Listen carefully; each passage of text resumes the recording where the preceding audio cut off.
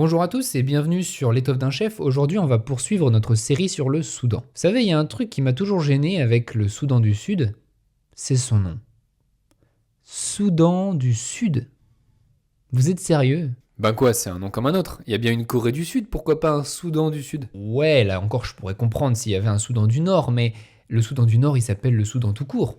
T'auras remarqué. D'ailleurs, la première figure nationale du Soudan, le Mahdi, contrôlait les territoires du Soudan, mais pas vraiment le Soudan du Sud. Normalement, le Soudan, c'est quoi? C'est le Balad as-Soudan, un nom arabe pour parler du pays des Noirs. Et c'est justement le lieu de rencontre entre la culture arabe et la race noire. Le Soudan que l'on connaît, celui de Khartoum, correspond parfaitement à cette définition.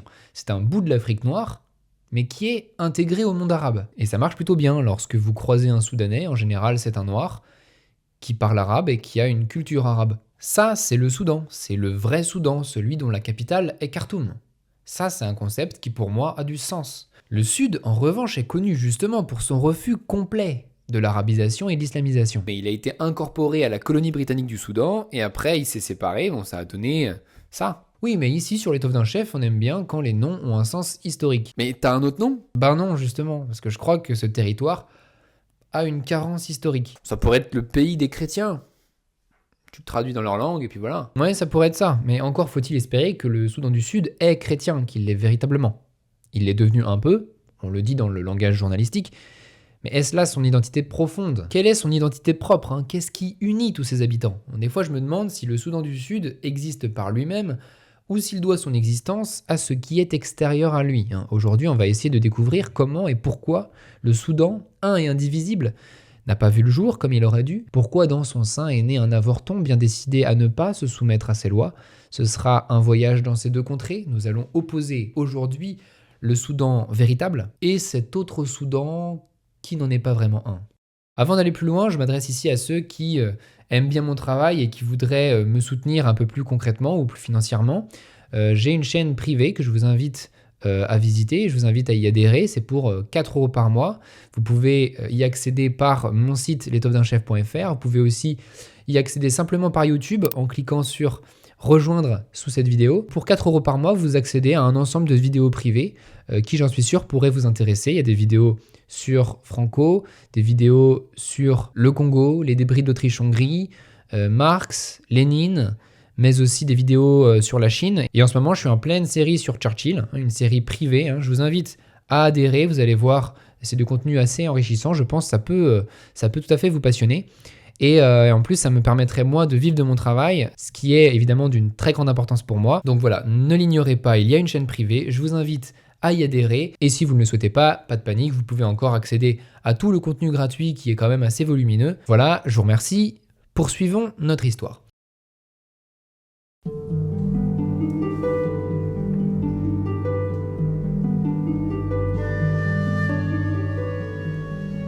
Au Soudan, la charia a été instaurée, ou plutôt restaurée, officiellement en 1983.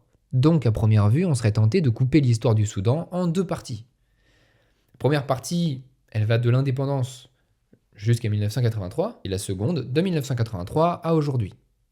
Dans cette vidéo, l'idée c'est que on parle de la première partie. Que s'est-il passé pendant la première phase? Eh bien, les élites politiques étaient, on va dire, de tendance assez progressiste, dans le sens où beaucoup d'élites avaient été formées par le Parti communiste, beaucoup d'élites étaient très inspirées par l'exemple du colonel Nasser en Égypte, et donc il faut imaginer un Soudan autoritaire, un Soudan partisan de l'ordre. Mais en 83, ils l'ont bien rétabli cette charia. Le Soudan, si on l'écoute en lui-même, dans sa vérité profonde, il sera islamique ou il ne sera pas, d'une certaine façon. Tous les hommes du Nord vivent dans l'islam, ce qui ne veut pas nécessairement dire qu'ils désirent la charia, mais en tout cas, affaires publiques comme affaires privées sont toutes baignées par l'islam. Faisons une parenthèse. Je suis en train de réaliser ici une série sur le Soudan, et le risque dans cette série, c'est que je sois poussé à manichéiser la situation, à prendre parti pour l'islam contre l'islam. Et comment percevoir de l'extérieur la religion du prophète Mahomet? J'ai fait une trilogie sur le sujet, je vous renvoie à cette trilogie pour avoir une vision complète.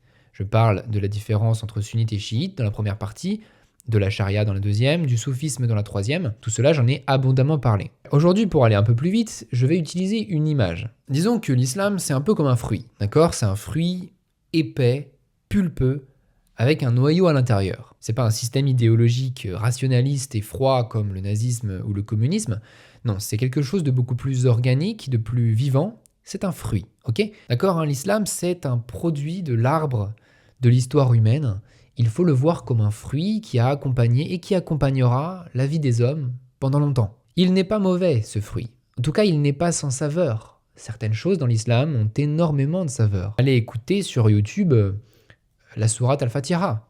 Première sourate du Coran, chantée en langue arabe, musique modale, magnifique voix d'homme. Magnifique cantillation que j'avais écoutée la semaine dernière.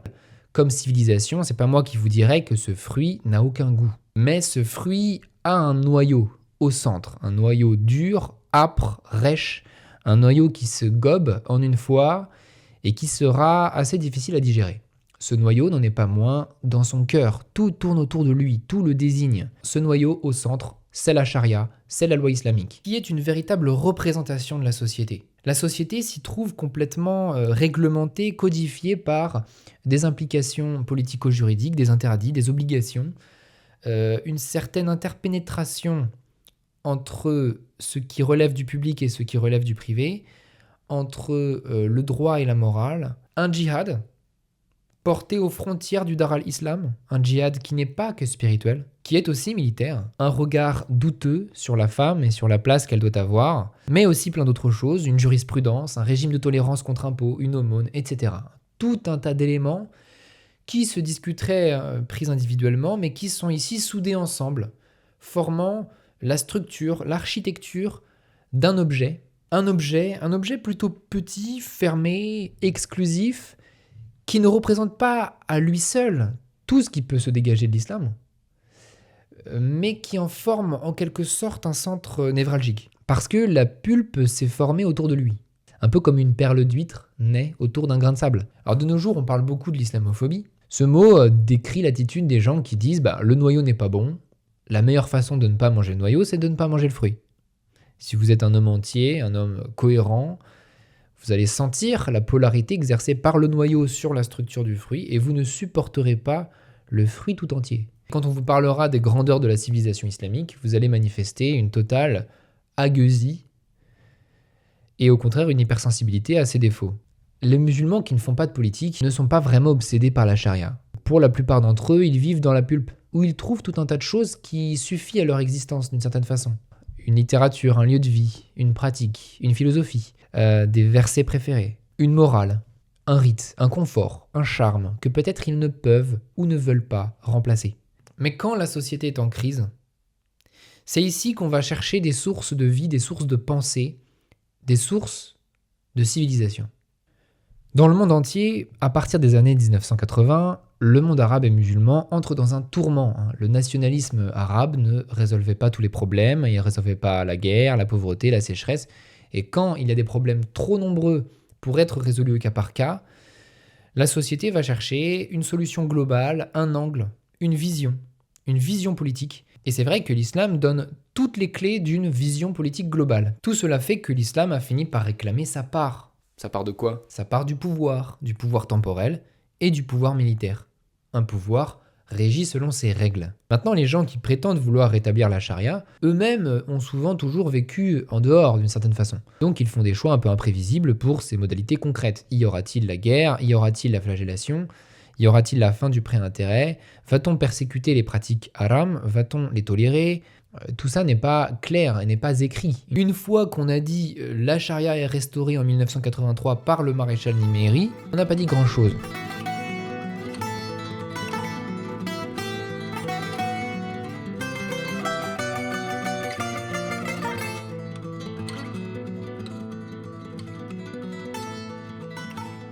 Le Soudan indépendant apparaît en 1956. C'est un pays dont les citoyens sont de confession musulmane. On va laisser de côté le sud pour l'instant. Mais dans les années 50, 60, un pays qui est avant tout témoin de l'épopée du colonel Nasser en Égypte. Nasser, c'est qui déjà? Le président égyptien. La crise du canal de Suez, j'en avais parlé. J'avais fait un épisode intitulé Nasser sonne les glas des colonies. C'était d'ailleurs le tout premier épisode de la chaîne, il y a maintenant beaucoup trop d'années. Et je vous invite à aller le regarder, notamment si vous avez besoin d'un traitement de la rétine, vous allez voir, ça pique les yeux. Nasser a l'étoffe d'un chef, c'est certain, c'est une sorte de Jeanne d'Arc qui a bouté les Anglais hors du canal de Suez. Je simplifie, mais c'est un peu l'idée. Et les Soudanais, qui sont un pays limitrophe, connectés par le Nil, eh ben, ils ont regardé cette épopée comme un bon film. Regarder l'épopée du colonel Nasser, c'est mieux que mater l'intégrale du Seigneur des Anneaux pour eux, en version longue. Du petit lait. Les Anglais, de toute façon, ont toujours été très arrogants, et donc ça fait plaisir. Donc la mode est au nationalisme arabe, ce qui veut dire à la dictature. J'ai envie de dire, le Soudan a toujours été un régime autoritaire, toujours. Il y a eu un court épisode démocratique au tout début après l'indépendance, puis dictature du général Aboud de 58 à 64, bref interlude démocratique suite à un coup d'état militaire, puis dictature de Nimeri de 69 à 85, petite transition démocratique ou soi-disant, puis dictature d'Omar el-Béchir de 89 à 2019, encore une mignonnette petite démocratie de passage, puis dictature d'El-Borhan de 2021 à nos jours. Donc c'est que des régimes autoritaires. La démocratie, on a essayé, ça n'a pas l'air de fonctionner plus que ça au Soudan, et c'est pas grave, voilà. Pour moi, dictature, c'est pas un gros mot. La démocratie ne peut pas fonctionner partout, il n'y a pas besoin de sauter au plafond pour ça, il faut juste espérer que les dirigeants, souvent des militaires, qui seront au pouvoir, vont réussir à se dépêtrer des questions centrales du gouvernement. On dit la dictature, c'est pas bien, mais cette période jusqu'à la charia en 1983, ça avait beau être autoritaire, ça se passait plutôt bien.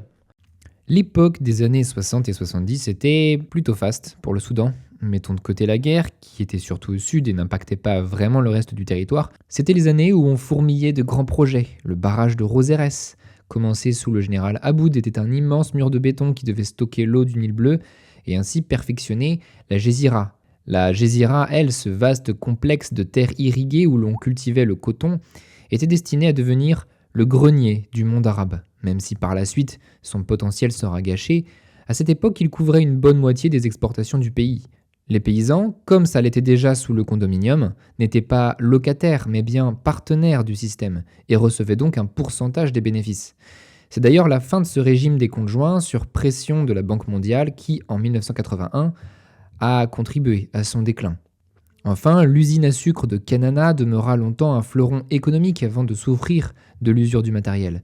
Les gens pensaient vraiment que le Soudan pourrait devenir une grande puissance agricole et bien des pays étaient disposés à les aider.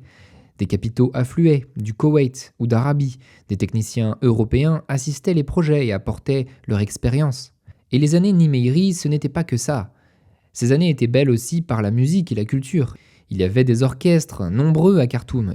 Et surtout, le jazz soudanais, sorte de mélange bizarre et détonnant entre la guitare électrique, le chant arabe et la gamme pentatonique. On peut dire que les années El-Béchir ont relégué dans les égouts des choses dont on peut légitimement être nostalgique. Mais il y a eu un souci, une épine. Il y avait une guerre. Une guerre où ? Une guerre au sud, à cause de la politique d'arabisation et d'islamisation du sud. Parce que arabisation et islamisation, en soi, on peut la critiquer sur un certain nombre de sujets, mais c'est une politique tout à fait traditionnelle, tout à fait en continuité avec l'histoire du Soudan, et donc pas du tout choquante dans le contexte. En fait, c'est simplement le fait que cette politique s'applique au sud qui crée des problèmes. Mais t'as dit que la charia est arrivée que plus tard, en 83. Oui, mais l'islamisation a commencé bien avant. Elle a commencé en fait dès le début du Soudan indépendant. Et elle a ulcéré les Soudanais du Sud. Le général Aboud, qui était donc le premier dictateur, en 1960, décide de remplacer le dimanche par le vendredi comme jour chômé. Il veut généraliser l'enseignement en arabe pour tous les enfants. Et il envoie des missions islamiques d'État pour répandre la religion islamique dans le Sud. Enfin, et c'est peut-être là où ça a vraiment commencé à chauffer, il fait expulser les missionnaires chrétiens blancs du Sud. Islamisation et arabisation. C'est ça qu'il tente de faire. Mais il est islamiste ou pas du coup ? Lui, il le verrait pas comme ça. Lui, il expulse des missionnaires blancs, donc c'est par nationalisme qu'il faut les expulser, et la réforme du jour chômé, c'est une façon de mettre au diapason l'ensemble du territoire soudanais. Donc lui, il pense qu'il le fait dans un geste intégrateur. Le Sud doit bien être intégré au Soudan, hein, c'est normal. Mais ce Sud ne se laisse pas faire pour des raisons culturelles. L'arabe et l'islam étant des réalités tellement lointaines de celles que l'on expérimente à Djouba et dans les environs, que c'est forcément très mal ressenti. Et en fait, la guerre a commencé tout de suite, hein. Au début de façon très éparse, puis quand Khartoum a montré sa volonté d'expulser les missionnaires, l'opposition au Sud a gagné en ampleur. Et c'était une guerre ouverte à partir de 1963. Une guerre entre le gouvernement et un groupe de rebelles du Sud, qu'on appelait les Anyanya, qui demandaient la séparation. Tout bonnement, c'était un groupe séparatiste. Bon, les militaires de Khartoum étaient-ils musulmans ? Oui, ils étaient musulmans. Mais ils étaient avant tout nationalistes, si vous voulez.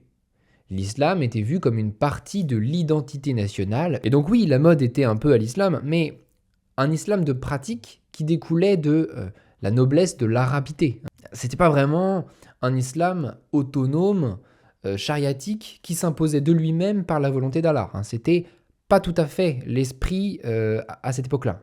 On n'est pas encore dans le Soudan islamique. Mais les gens du Nord sont arabes ou noirs? Je suis perdu. Le Soudan est un pays qui prétend être arabe. C'est une appartenance qui existe pour 2 raisons. Il y a des populations arabes, notamment dans le désert. Certains politiques, certaines communautés puissantes ont vraiment le type arabe. Si tu regardes la tête de Moussa Hilal, le chef des Janjaouides, tu sens que le type arabe est là. Mais la grande majorité des Soudanais du Nord sont simplement arabisés, en fait. Si tu croises des Soudanais, en fait, il y en a 1 sur 2 qui va dire je suis arabe. Mais en fait, ce qu'il veut dire par là, c'est que l'arabe est sa langue maternelle et qu'il vit selon une culture correspondante. Et d'ailleurs, chose intéressante, souvent, en fait, ce sont ceux qui vivent au bord du Nil. Parce qu'évidemment, le Nil a été un câble de connexion à l'Égypte, assez évident. Donc quand on dit arabisation, en fait, c'est le fait de quitter un peu le Nil, justement, et d'importer dans d'autres territoires, peut-être au sud, mais ça peut être aussi au Darfour, dans le Béjaland, dans le Kordofan, d'importer des us et coutumes qui sont arabes. Mais ceux qui se font les vecteurs de ces us et coutumes ne sont pas eux-mêmes arabes ethniquement, ce sont plutôt des noirs arabisés. Outre les arabes et arabisés, représentés ici en jaune, on voit bien que le reste du Soudan véritable, l'autre moitié, se partage entre des peuples très nombreux et très variés. Sans vouloir rentrer dans les détails, je dois citer les Nubiens, qui sont extrêmement bien intégrés depuis longtemps et qui vivent sur un tronçon du Nil, les Fours et les Agawa dans le Darfour, dont on reparlera, et les Béjas à l'est.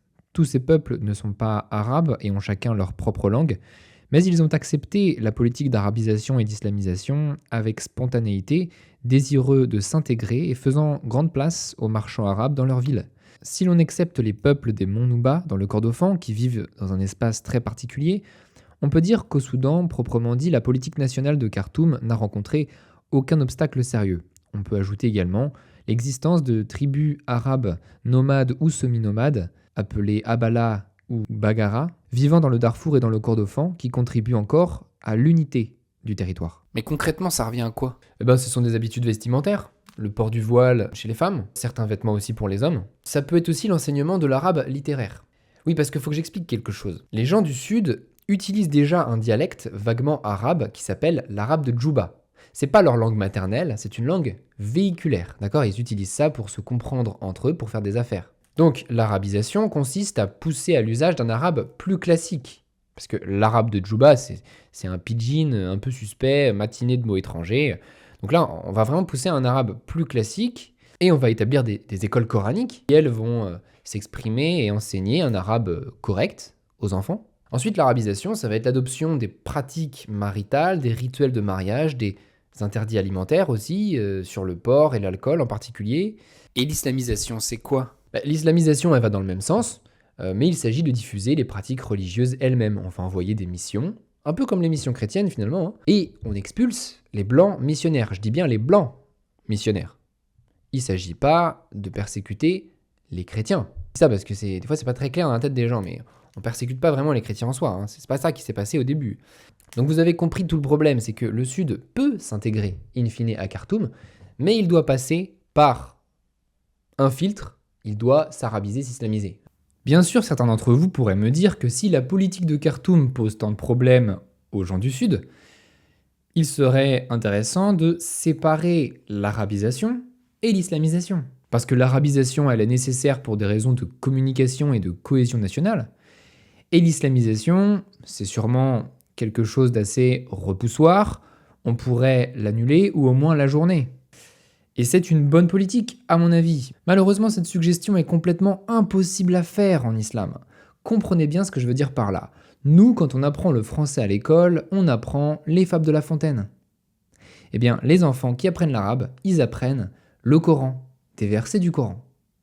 Parce que peut-être c'est le texte le plus noble qu'ait produit l'arabe, parce que pour ce peuple, c'est ce qu'il y a de plus important, et donc il faut que l'enfant y soit exposé dès que c'est possible. C'est un enjeu de civilisation primordial. Et donc, en pratique, s'arabiser, ça veut dire mettre son enfant dans une école, peut-être coranique, peut-être laïque, mais où de toute façon, il grandira dans l'islam. Cette religion est une, homogène, c'est un bloc dont il est très difficile de séparer les parties.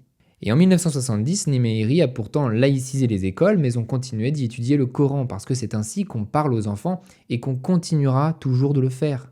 Les enfants sont invités à mémoriser des versets, à apprendre des sourates par cœur. Ça fait partie intégrante de la tradition de l'enseignement là-bas. Et ça, c'est très important. Écoutez les gens parler du Soudan ou expliquer la situation, ils ne parlent jamais de l'arabisation. Ils disent toujours arabisation, islamisation. Parce que les deux vont toujours ensemble. Si tu acceptes l'un, tu acceptes l'autre. Je ne sais pas si on peut dire que cette guerre était religieuse, puisque personne n'était empêché de pratiquer sa religion.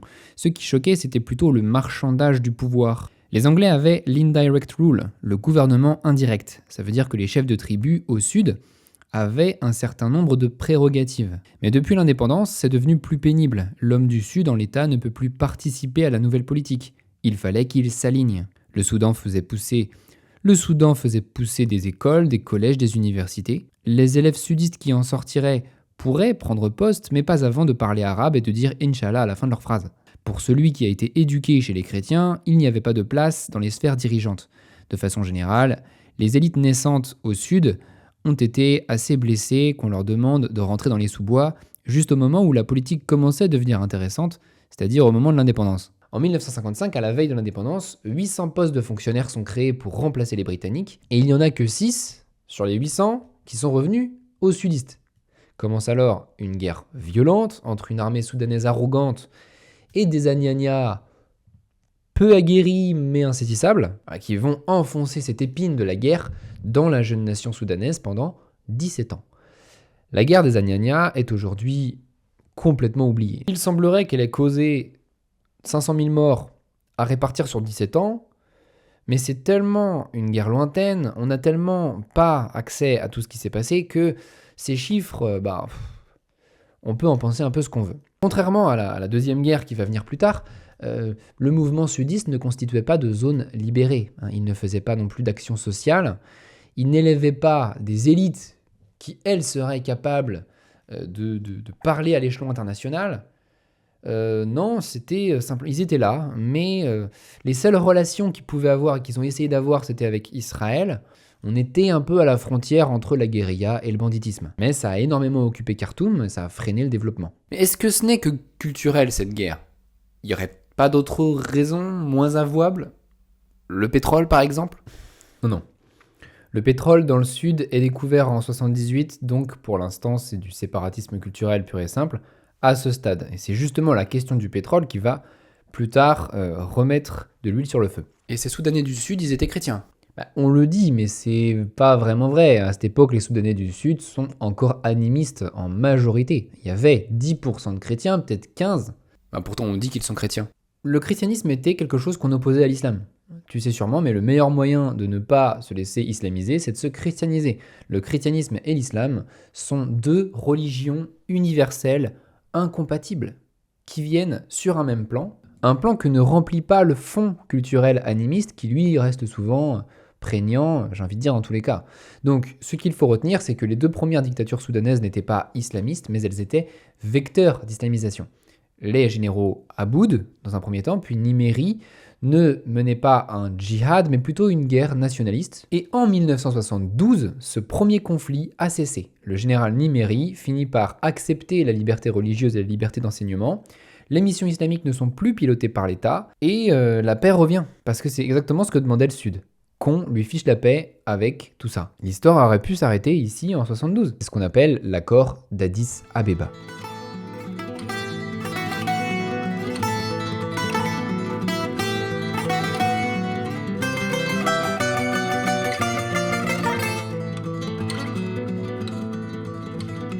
Le chef qui domine cette période, c'est le colonel Nimeri. Il a commencé comme admirateur de Nasser, donc c'est un nationaliste arabe comme l'étaient les autres. Boumedienne en Algérie, Kadhafi en Libye, Hafez el-Assad en Syrie, Saddam Hussein en Irak, et Nimeri semble être un nouvel avatar, mais qui correspond au Soudan. Si vous suivez ma chaîne, vous connaissez bien tous ces gens, et en apparence, ça devrait me dispenser d'avoir à raconter sa vie.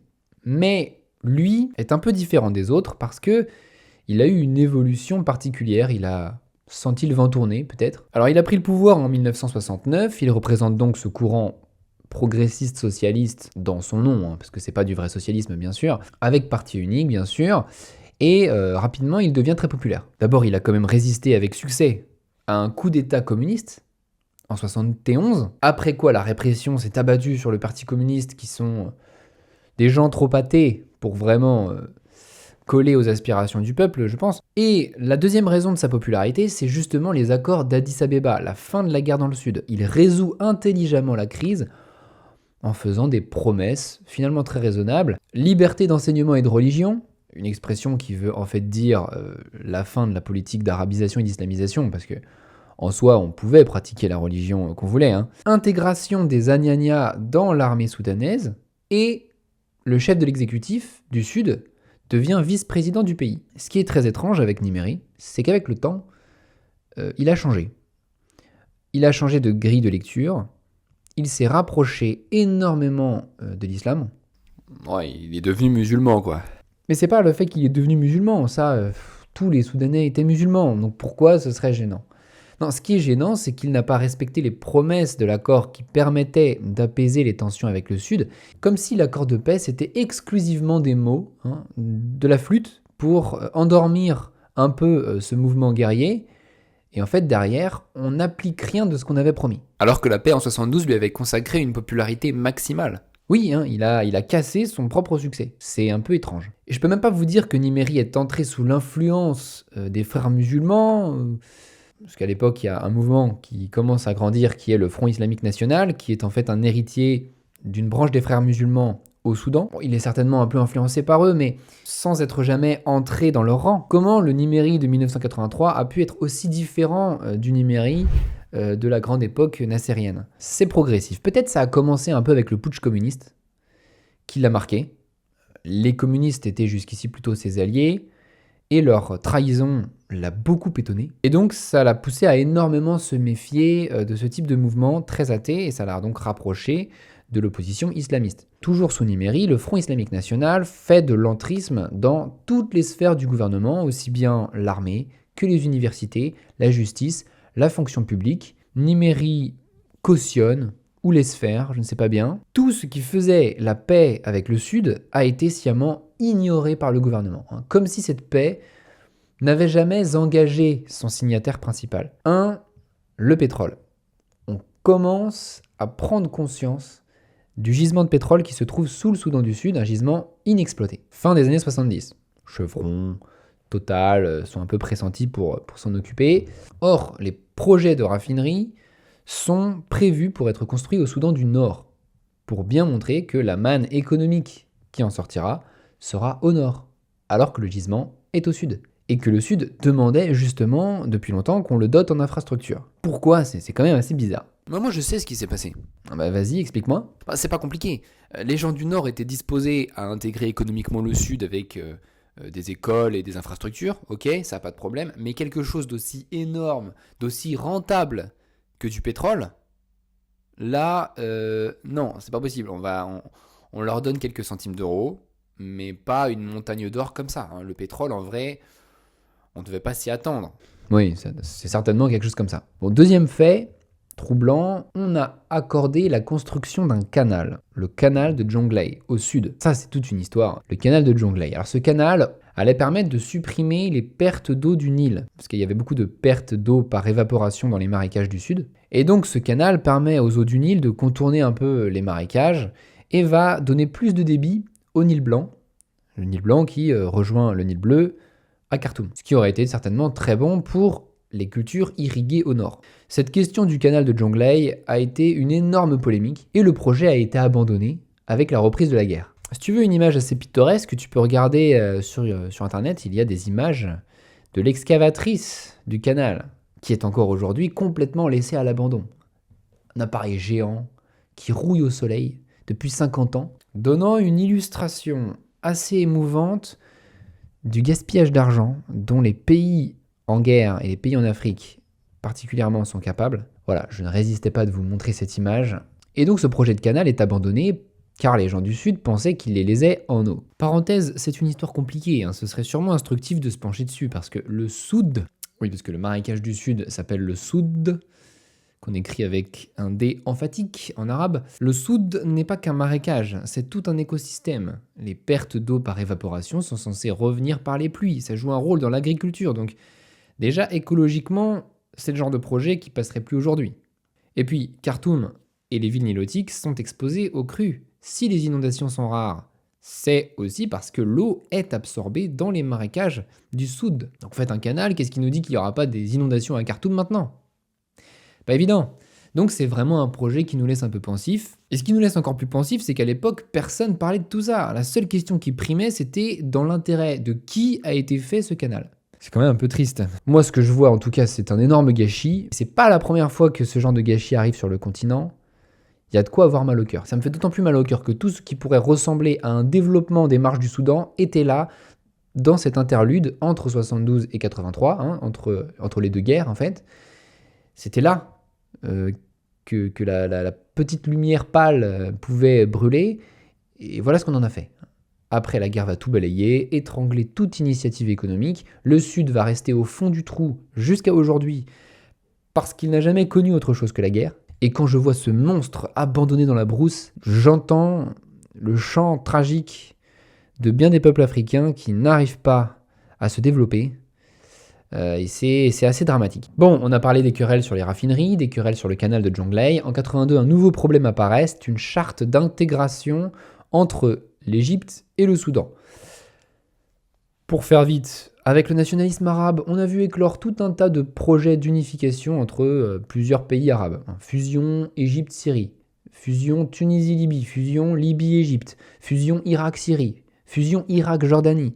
Autant de projets, tous inaboutis, tous ébauchés par idéalisme et toujours abandonnés pour des questions d'ego. Et donc il y a eu aussi un projet de fusion Égypte-Soudan, tout aussi illusoire que les autres.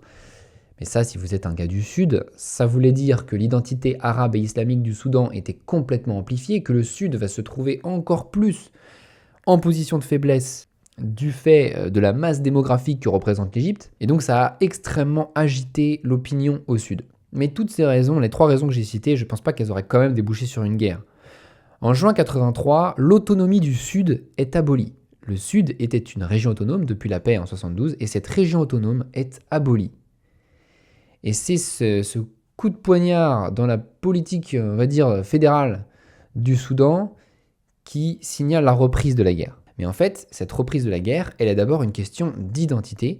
Est-ce que le Soudan islamique et arabisé doit tolérer cette excroissance non islamique et non arabisée au Sud ?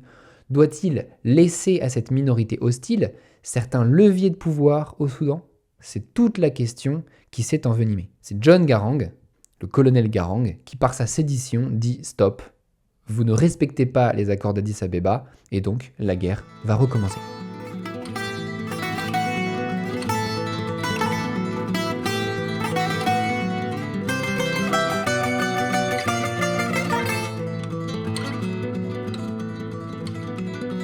Bon, pour terminer cette vidéo, je vais quand même expliquer ce qui s'est passé en 1983. Jusqu'à cette date, Nimeri arrivait à gérer son pays à peu près raisonnablement et on n'a pas trop compris cette espèce de volte-face chariatique. Vous avez remarqué que j'ai pas mal matraqué ce chiffre-là, 83, comme si c'était une date charnière, et j'ai parlé de la restauration de la charia, mais c'est une date charnière pour d'autres raisons. 83, c'est la reprise de la guerre nord-sud avant même que la charia soit promulguée à cause de questions liées à l'abrogation de l'autonomie du Soudan du Sud. Et 1983, c'est aussi l'apparition de la première sécheresse cyclique Au Soudan, pendant tout le XXe siècle, le climat a été généreux. À partir de 83, il y a quelque chose de nouveau. Et croyez-moi, quand on va parler du Darfour, les questions climatiques sont au premier plan. Là, j'en parle pas trop parce que le Darfour, c'est pas trop le sujet, mais tout commence à se gripper à partir de 83. Et c'est pas uniquement la faute de la charia. Ne cédons pas à cette facilité. Concrètement, ça veut dire quoi? Nimeri instaure la loi islamique. En fait, je devrais plutôt dire restaure, parce que sous le Mahdi, il y avait également cette loi islamique. Eh bien, à l'époque, et dans les journaux, ça voulait surtout dire la restauration des peines juridiques prévues par la charia. Les tribunaux doivent, théoriquement, appliquer les houdoud, ce qui veut dire les peines coraniques. L'amputation pour le vol, ça c'est sourate 5, verset 38, la flagellation pour fornication, sourate 24, verset 2, et justifié sur des hadiths, vous aurez la flagellation pour consommation d'alcool, la peine de mort pour apostasie. Le dernier point qui concerne l'apostasie ne sera admis que plus tard en 91, mais avec quand même un antécédent sous Nimeri. Et ça rigole pas, parce qu'interdiction de l'alcool, Nimeri fait vider toutes les bouteilles de whisky qu'il trouve à Khartoum dans le Nil. Donc d'accord, il y a les peines, les houdoud. Ça c'est le point numéro 1. En outre, le droit civil s'aligne aussi sur la charia, qui devient la première source de droit par défaut au Soudan. Le mariage ne va pas se terminer par un divorce, mais par une répudiation, décidée par l'homme. On en a parlé. L'héritage des enfants mâles est le double des filles. L'adultère est criminel. Mais bon, le même Coran dit que pour que cette peine puisse être appliquée, il faut qu'il y ait 4 témoins justes qui aient constaté et confirmé l'adultère. Sauf que vous imaginez bien un adultère pour qu'il y ait 4 zigotos qui l'aient vu, constaté et consigné, on peut se lever tôt, quoi. Donc je disais, l'adultère est criminel, le mariage interreligieux, mariage mixte, n'est pas autorisé. Et tout ça, ça va continuer plus tard, après Nimeri, en 89. Ce nouveau système invite aussi les femmes à se concentrer sur le foyer, à éviter de trop sortir avec des vêtements impudiques, ou en l'absence d'un homme. Une police des mœurs sera chargée de veiller à cela. Néanmoins, je pense que cette surveillance généralisée n'a quand même pas atteint les sommets qu'elle avait atteints à l'époque de la Mahdiya. Oui, parce qu'à l'époque de la Mahdiya, c'était vraiment très sévère. C'est-à-dire que sous le Mahdi, oui, et puis surtout son successeur, le calife, les femmes n'avaient même pas le droit d'aller au marché. Bon là, on n'en est peut-être pas là. Le régime met aussi en œuvre d'autres aspects plus inoffensifs de la charia, la zakat, qui devient désormais un impôt d'État à but social. Il remplace en principe l'impôt sur le revenu. Les intérêts sur les prêts sont en partie interdits, prêts sans intérêt prévus par le droit coranique. Donc vous voyez que la charia est un ensemble. Cette restructuration de la finance islamique, c'est une mesure intéressante, mais qui dans le cas de Nimeri a privé la Banque centrale du contrôle de ses taux d'intérêt. Les taux d'intérêt sont un outil de gestion de l'inflation, et donc l'inflation des années 84, qui est certainement due aux sécheresses, à la famine, n'a connu aucun frein. Enfin, ce qui change aussi en 83, c'est que l'islam est complètement critère de recrutement des fonctionnaires. Je dirais même plus, il faut que les fonctionnaires soient conformes à la bonne moralité, selon l'islam. Et je dis pas ça pour dire que les fonctionnaires seront corrompus, parce qu'a priori c'est plutôt le contraire, mais les gens du Sud comprennent que l'accès à la fonction publique c'est complètement refermé pour eux. J'ai entendu parfois dire que la mise en place de la charia n'a pas été appliquée dans l'ensemble, par exemple l'amputation pour le vol n'était pas pratiquée. Cela dit, j'ai quand même retrouvé un billet de Amnesty International qui fait état d'une année terreur en 1984-85 avec, c'est ce qu'ils disent, 140 amputations recensées, souvent exécutées devant le juge, en prison. Et en même temps, on peut douter que ça a été systématiquement appliqué. Mais il faut savoir alors, les houdoud sont appliqués ou sont pas appliqués? Je vais te dire ce que j'ai compris. La peine de mort, elle reste rare et symbolique. Elle a été appliquée dans certains cas, dont un dont je vais parler, mais elle est extrêmement rare. L'amputation pour vol. Nimeri a pratiqué ce type de châtiment, oui. Maintenant, après lui, beaucoup moins. Et quand il va y avoir l'ère El-Béchir, l'amputation n'est pas vraiment une réalité. Enfin, il y a la question de la flagellation. Et c'est cette flagellation qui, elle, est réelle, fréquente, parfaitement connue et rapportée sur l'ensemble de la période 1983 jusqu'à 2019. C'est finalement sous cette forme-là, la forme de la flagellation, à l'ancienne, pour l'exemplarité, que les Soudanais vont faire cette expérience de la charia dans son aspect pénal. On en finit avec les amputations, mais du coup on généralise la flagellation. 100 coups de fouet pour transport d'alcool, 50 coups de fouet pour port de vêtements impudiques, ce genre de choses. Voilà, ça c'est la charia réelle. Qui n'a rien d'étonnant quand on regarde l'histoire et l'éducation des enfants dans les écoles coraniques. Où depuis toujours, le fouet est omniprésent. Et alors là, je suis tout à fait sérieux, c'est quelque chose de très bien documenté dans les ralois, lorsque les enfants faisaient des fautes dans l'apprentissage du Coran, des fautes qui étaient d'ailleurs inévitables, la sanction, c'est le fouet.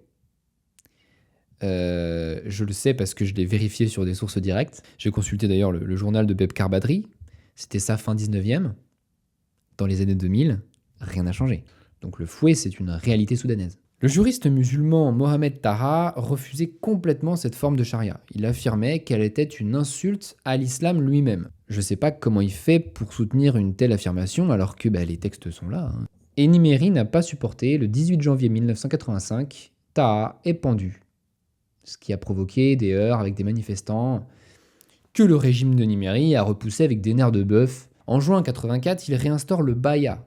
Quelque chose de typiquement soudanais cette fois. C'est un serment d'allégeance que le Mahdi demandait à ses fidèles. Serment que maintenant les forces armées doivent lui prêter personnellement à lui, Nimeri, qui est, c'est son titre, l'imam du Soudan. Donc vous voyez, il y a un revirement dans le personnage. Alors, Nimeri va tenir 2 ans comme ça, 83 à 85. Il s'est trouvé face à des contestations énormes. À cause de la charia. Mais pas que. La charia est contestée, y compris par des musulmans, mais la guerre contre le Sud a repris dans de très mauvaises conditions. Et puis, je l'ai dit, il y a une sécheresse. Pendant cette sécheresse, une véritable famine s'est déclarée, 1984 notamment. Et Nimeri, qui a prétendu qu'il allait faire du Soudan le grenier du monde arabe, n'a pas admis tout de suite qu'il y avait une famine. Il a censuré, il a interdit l'emploi du mot famine dans les journaux. Il s'est mis à tenir des discours que j'ai envie de qualifier de démagogiques. Ces difficultés économiques sont une peine d'origine divine pour mettre à l'épreuve notre piété, notre foi. Sauf que ce genre d'allégations ne calme rien du tout. Des marches de la faim sont organisées pour que Nimeri trouve une solution à ce problème. Et finalement, parce que ce qu'il faudrait, c'est qu'il appelle l'aide internationale, mais il a trop d'honneur pour le faire. Il finit par y consentir, mais déjà trop de gens sont morts, et lorsque, surendetté, il tente de supprimer les subventions sur le pain et le sucre, là, c'en est trop, son régime est renversé, alors qu'il était parti en voyage aux États-Unis. Donc coup d'État, qui est un coup d'État démocratique, militaire mais démocratique. Nimeri est tombé en 85, mais on va voir dans le prochain épisode que la charia n'est pas abrogée, et que les problèmes, eux, ne vont faire que continuer. A très bientôt sur Les Taux d'un Chef.